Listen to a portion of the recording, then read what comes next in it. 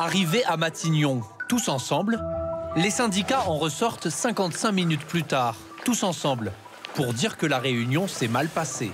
Certes, ce matin l'ambiance est cordiale, mais sur le fond, chacun campe sur ses positions. La première ministre martèle. La réforme est nécessaire. Les leaders syndicaux prennent la parole tour à tour et concluent tous de la même façon. Madame la Première ministre, êtes-vous prête à retirer la réforme? Elle s'y refuse.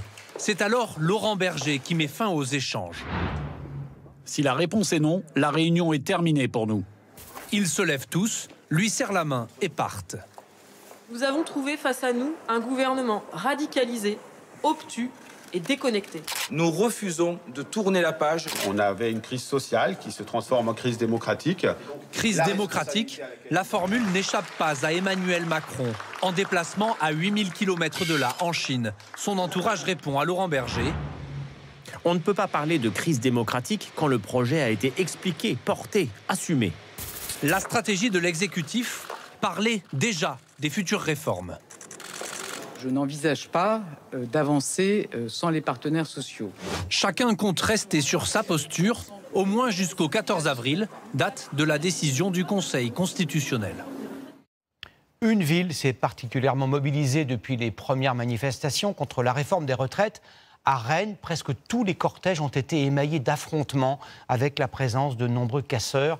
Dans le centre-ville, les habitants et les commerçants dont les boutiques ont été pillées, incendiées, vivent dans la peur. Ils craignent de nouvelles exactions demain. Kevin Guignou et Kylian Moreau. À Rennes, vous ne pouvez pas passer à côté.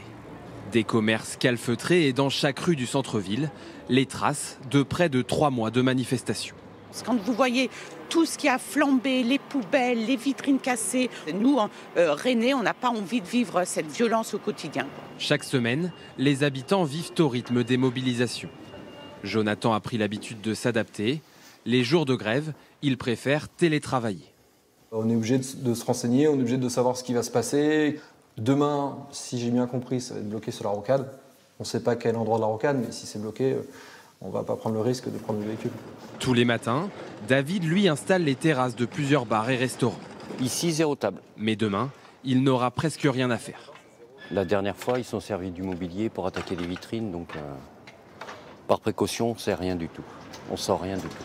Un manque à gagner pour les commerçants, qui assurent avoir beaucoup de mal à attirer les clients dans ce contexte. Il y a un climat d'insécurité qui fait qu'on n'a plus personne depuis on a moins 50% depuis un mois et demi. Même pour nos salariés, c'est dangereux pour eux. Pour beaucoup, la situation dépasse la question du chiffre d'affaires. Après avoir vu leur magasin ciblé, certains commerçants hésitent à s'exprimer face caméra par crainte des représailles. C'est de la peur. Enfin, je pense que c'est pas normal d'aller au travail en se disant qu'est-ce qui va se passer aujourd'hui, est-ce que je vais me faire casser la figure, est-ce qu'il y a des gens qui vont rentrer dans ma boutique. C'est assez problématique quand même, ouais. 80% des salariés disent que maintenant ils ont une appréhension de venir travailler en centre-ville les jours de manifestation. Mais il y a des salariés qui ont été tellement traumatisés qu'ils sont en arrêt maladie et qui ne reviendront pas. Demain encore, les commerçants s'attendent à une journée sans clientèle. Certains n'ouvriront même pas leur boutique.